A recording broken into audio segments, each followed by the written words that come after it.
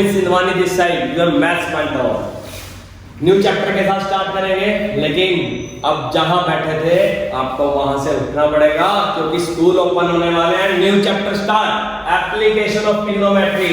लेकिन उसके लिए बेटा आपको प्रीवियस नॉलेज होनी चाहिए ट्रिग्नोमेट्री, जो आपने टर्म 1 में स्टडी किया था, जिसके अंदर हमारे पास बेटा 6 फंक्शन होते हैं, sine theta, cos theta, tangent theta, cot theta, secant theta and cosecant theta. Theta is called angle, ये हमारे पास एक एंगल होगा, इसकी जगह आप कोई एंगल अनदर भी यूज कर सकते हो, sine phi, cos phi, tangent phi, इस तरह से आप मेंशन कर सकते हो। लेकिन आपको जो ट्रिग्नोमेट्री के अंदर अब यूज होने वाला है, दिस फॉर्म पंडित बद्री प्रसाद हरर भोले, या आप ऐसे भी याद कर सकते हो, पीले बेटा पीले हरी हरी बोले। ठीक है, जिस टाइप से आप याद करना चाहते हो वैसे याद कर सकते हो। लेकिन ट्रिग्नोमेट्री टेबल में ये काम आने वाला है हमारे पास sine theta, cos theta, tangent theta, cosecant theta, secant theta and cot theta. लेकिन जो भी मैंने आपको बताया थी शॉर्ट फॉर्म, उस शॉर्ट फॉर्म क्या काम आने वाली है, साइन थीटा क्या होगा, p/h परपेंडिकुलर बाय हाइपोटेन्यूज।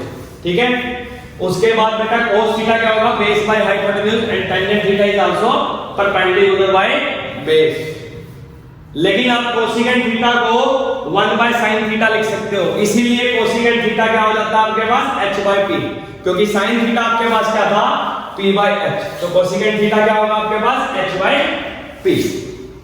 ऐसे ही बेटा सेकेंट थीटा को आप क्या लिख सकते हो यहां पर, हाइपोटेन्यूज बाय बेस, क्योंकि cos थीटा को आप बेस बाय हाइपोटेन्यूज मेंशन कर सकते हो। इस तरह से आपको ये टेबल याद होनी चाहिए, sin theta p/h, cos theta base by hypotenuse and tangent theta perpendicular by base.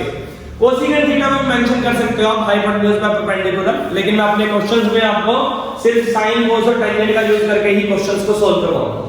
ठीक, लेकिन उसके साथ साथ जब अब चैप्टर स्टार्ट होगा आपका एप्लीकेशन ऑफ ट्रिग्नोमेट्री, कुछ बातें आपको ध्यान में रखनी पड़ेगी। सबसे पहले मेरा बेटा अपने पास ये एक बिल्डिंग है और ये यहां पर एक बॉय है, ये बॉय इस बिल्डिंग को देख रहा है, यहां पर यहां से खड़े होके इस बिल्डिंग को देख रहा है, this one just like this.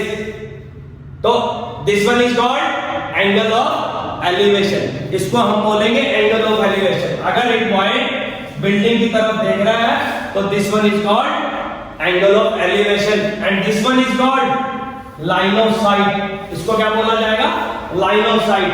This one is called angle of elevation. अगर वही बॉय किसी बिल्डिंग के ऊपर बैठकर किसी ग्राउंड पे जाते हुए ऑब्जेक्ट, इट मींस कार, अगर कार को देख रहा है, अगर आपकी गर्दन ऐसे हो जाएगी तो this one is called angle of depression. लेकिन एंगल ऑफ डिप्रेशन भी अगर आपको शो करना है तो डॉटेड लाइन एक लगाओ और वहां पर आप एंगल ऑफ डिप्रेशन शो करोगे।